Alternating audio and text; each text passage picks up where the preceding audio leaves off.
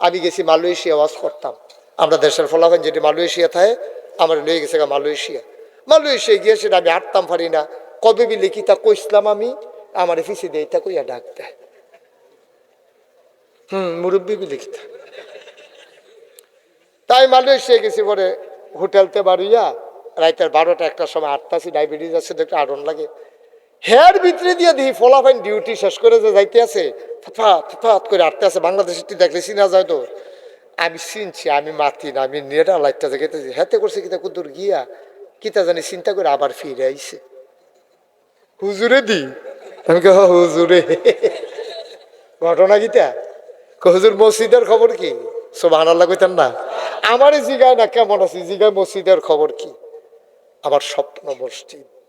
আয় আল্লাহ, বাংলাদেশের দেশনেত্রী আয় আল্লাহ বেগম খালেদা জিয়া মারাত্মক রকম অসুস্থ, আয় আল্লাহ তোমার কুদরতি পায়ে ধরে ভিক্ষা চাই, এ মানুষটাকে আল্লাহ জাতির প্রয়োজনে তুমি মাওলা শিফায়ে কামেলা নসিব করে দিও ইয়া রাব্বাল আলামিন। ও মাওলা রব্বে কারীম, আমাদের ভিতরে যারা অসুস্থ তুমি শিফায়ে কামেলা নসিব করে দাও, আমাদের যার যত অভাব আছে তুমি দূর করে দাও, যার যত পেরেশানি আছে উদ্ধার করে নাও, যারা ঋণগ্রস্ত ঋণ মুক্ত বানাইয়া দাও, যারা অসুস্থ শিফায়ে কামেলা নসিব করে দাও। আয় আল্লাহ তাআলা, একদল আলেম নাকি এমন আছে যাদের চেহারার দিকে তাকাইলে গোনা ঝরে ঝরে পড়ে যায়, আমি গুনাহগারের চেহারা এমন চেহারা বানাইছনি গো আল্লাহ, আমি আসার পরে কত মানুষ আমি গুনাহগারের কাছে দোয়া চাইছে, বাংলাদেশের দেশের বাইরে কত জায়গায় যাই, কত মানুষকে নিয়ে দোয়া করি গো আল্লাহ, আমি আজকে আমার মানুষগুলার নিয়ে হাত বাড়াইলাম, এগুলো আমার ঘরের মানুষ গো মাওলা, একটা মানুষকেও তুমি মাওলা খালি হাতে ফিরাইয়া দিও না, তুমি মাওলা কবুল করো।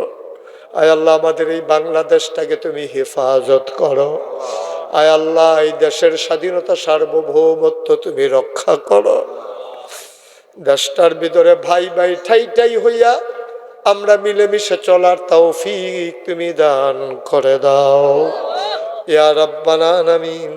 সবাইকে তোমার কুদরতি হাতে সুপর্দ করে দিলাম, তুমি মাওলা সবার জামিনদার হয়ে যাও ইয়া রাব্বাল আলামিন। ও মাওলা রব্বে করিম, যেই পথে চললে তুমি খুশি, তোমার হাবিব খুশি, সেই পথে চলার তৌফিক তুমি দান করে দাও। আয় আল্লাহ, একটা বাড়িওয়ালা মিলেমিশে এই সুন্দর মাহফিলটা দাঁড় করিয়েছে, সবাইকে মেহমান বানিয়ে এনে হাজির করে দিয়েছে। আমি ধনী বুঝি না, গরিব বুঝি না, আমি মূর্খ বুঝি না, শিক্ষিত বুঝি না, আমি ছেলে বুঝি না, বুড়া বুঝি না, আমি পুরুষ বুঝি না, মহিলা বুঝি না। এই মুহূর্তে আমি গুনাহগারের সাথে যারা হাত বাড়াইলো, একটা হাত তুমি মাওলা খালি ফিরাইয়া দিও না। আমিন আমিন আমিন ইয়া রাব্বাল আলামিন। আমি আসি আর না আসি, আমি থাকি আর না থাকি, আজকের এই মাহফিল উপযুক্ত খাদেম দিয়া কিয়ামত পর্যন্ত তুমি মাওলা কায়েম আর দায়েম রেখে দিও। আমি তিল তিল কইরা আমার সন্তানের চাইতে বেশি আদর করে আমি মসজিদরা গড়তে আছি।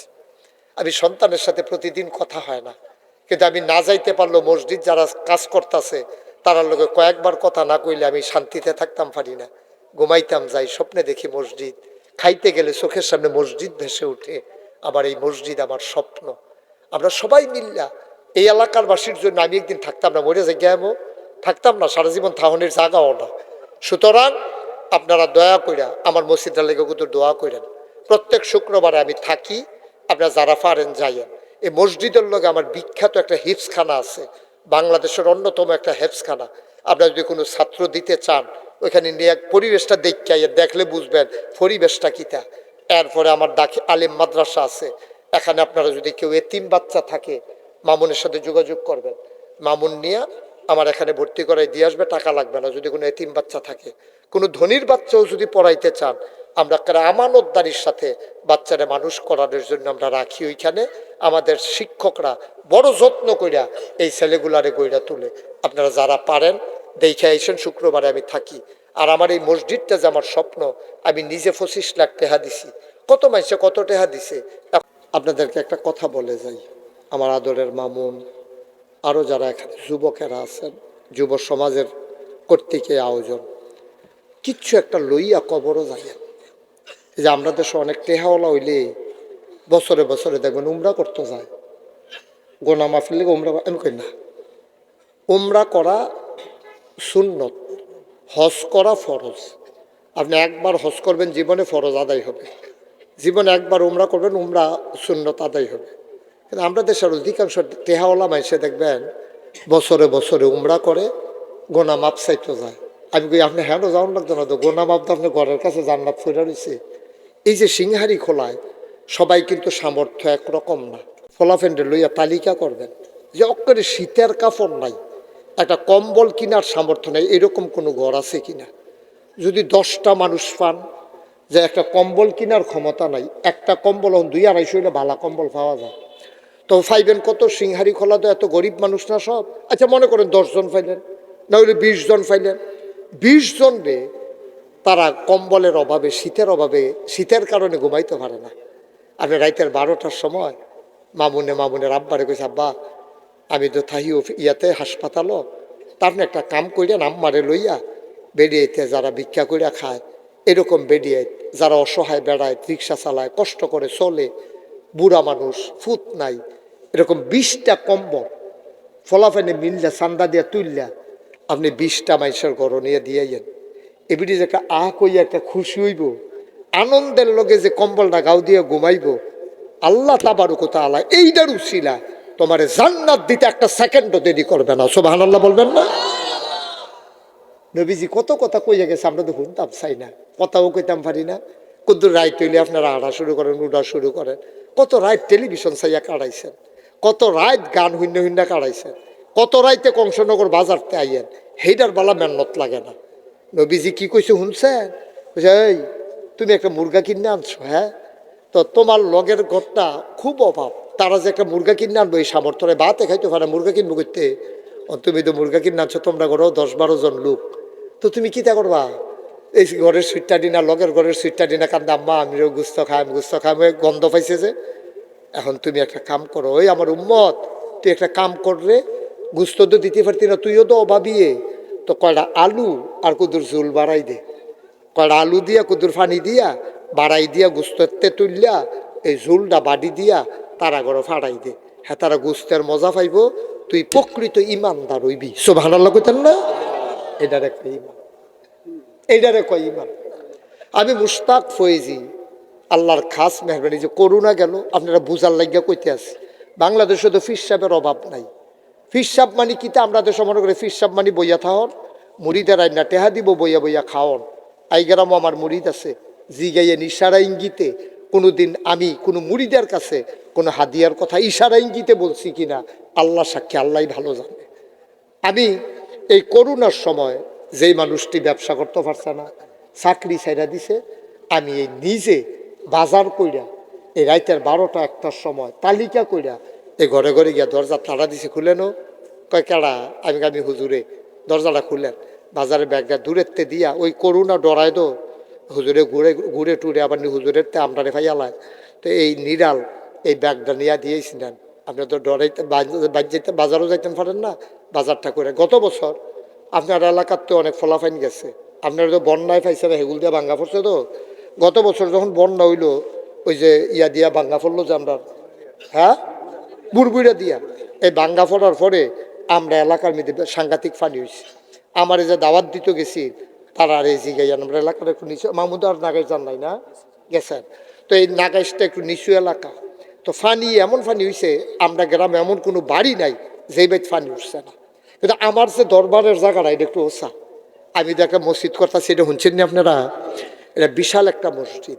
তো এই মসজিদটার নিচতলারা তখন একতলার ছাদ হয়েছে, এই নিচতলার মধ্যে আমি 15 দিন আমার পরিবার থেকে বিচ্ছিন্ন হইয়া আমি এখনো বইয়া বইয়া মানুষের সাহায্য দেওয়ার জন্য এই বুক ফানি ভাঙ্গা আমি মুস্তাক ফয়েজি বুক ফানি ভাঙ্গা গুড়া গুড়া মানুষের ঘর চাউল আর ডাইল লইয়া গেছি বেরিয়েতে আমার দেখা কাঁদছে হুজুর আপনার মতো মানুষের জীবনে গোসল করতেন আপনি পানিত নামেন না আর আজ যে আপনি পানি ভাঙ্গিয়া নামবা আপনি আজ আইয়া পড়ছেন আপনার লোকে পানি ইয়া দিতেন আমি কই আপনারা আমারে দেখতেন মনটায় কয় আমার মনে কয় না দেখতাম আমি নিয়ে নিয়ে দিয়েছি আমি চিন্তা করছি বাংলাদেশে মসজিদ মাদ্রাসার অভাব নাই ফাড়ায় ফাড়ায় ঘরে ঘরে এখন মসজিদ হয়ে গেছে কিন্তু গ্রামে গ্রামে ইউনিয়ন কিন্তু হাসপাতাল নাই আমি চিন্তা করলাম না একটা কারবার গড়ায় যে হাসপাতাল বিখ্যাত একটা হাসপাতাল ফ্রি কোনো টেহা লাগতো না এরকম একটা হাসপাতাল করাম যেহেতু আমার মানুষে চিনে মুস্তাক ফৈজি নামটা যেহেতু মানুষে শুনছে ইনশাল্লাহ আমি নামলে ফেরত আইতাম না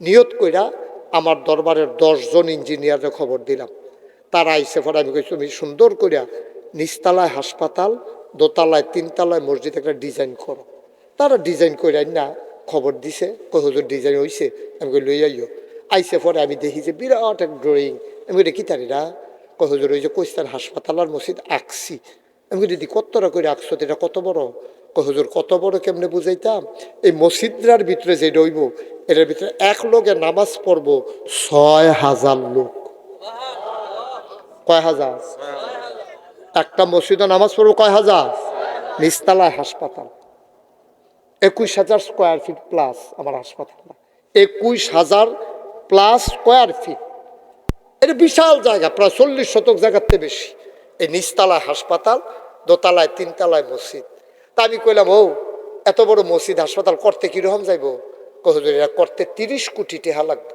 আমি কই বেড়া 1 কোটি টাকা দেখছো নি তোরা কেউ যে না হুজুর তো আমি আমার কান্দ দিয়ে 30 কোটি দিয়ে আটতে আস হুজুর নিয়ত করে নাই মেলা তখন আমি নিয়ত করলাম আল্লাহ 12 মাসে তো মাহফিল করি ইনশাআল্লাহ 1 বছর মাহফিল করে যত টাকা হাদিয়া পাই পুরো 1 বছরের হাদিয়া আমার মসজিদ আমি দান করে দেব ইনশাআল্লাহ আমি 1 বছর লাগাইয়া 25 লাখ টাকা জমাইছি কয় লাখ তোমার কথা কয় না কয় লাখ 25 লাখ জমাইয়া মসজিদও দিয়া তারপরে মসজিদের কাম শুরু করছি আজকে জমা পড়াইয়া আপনার এদিকে আসার সময় আমি চাইছেন কয় টাকা খরচ করলাম এই পর্যন্ত হিসাব মিলিয়ে দিই 6 কোটি 12 লক্ষ টাকা এই পর্যন্ত আমার মসজিদের পেছনে খরচ হয়েছে 24 সালের জুন মাসের 1 তারিখ প্রথম তালার ছাদ হয়েছে এই 25 সালের সেপ্টেম্বরের 19 তারিখ দোতলার ছাদ হয়েছে 3 তালার কাম চলতে আছে কিছুদিনের ভিতরে 3 তালার ছাদ দিয়া দেব মারহাবা বলবেন না